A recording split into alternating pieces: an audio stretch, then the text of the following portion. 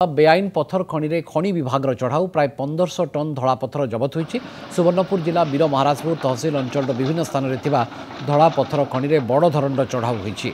आगक विभिन्न बेआईन खनि उत्तोलन कर गच्छित रखा खनिज पत्थर जबत कर सूचना मिली। सुवर्णपुर जिला वीर महाराजपुर अंचल तेलीपाड़ी, लुदुमुंडा, अमातपाली, बहलपदर, अमरपाली, भालुडुंगरी समेत अनेक स्थान बेआईन भाव में बेरुज, क्वार्ज, रत्नपत्थर, धड़ापत्थर आदि खनिज द्रव्य बेधड़क भाव में लुट होता नहीं बारंबार अभियोग होता।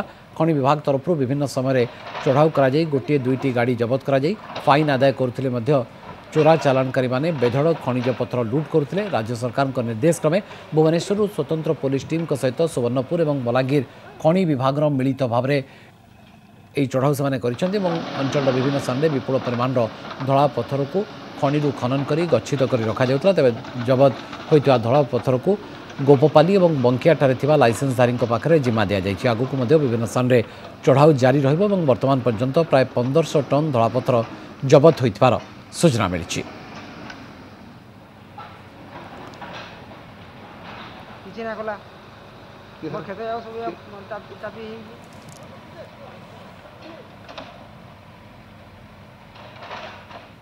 तो बेआईन पत्थर खनि रे चढ़ाऊ होतार विजुअल्स आसी पहुंची। प्राय 1500 टन धड़ा पत्थर जबत होइछि। सोनपुर रे चढ़ाऊ जारी रही एवं बेआईन पत्थर खनि रे चढ़ाऊ करा जाइछि। प्राय 1500 टन धड़ा पत्थर जबत होइछि।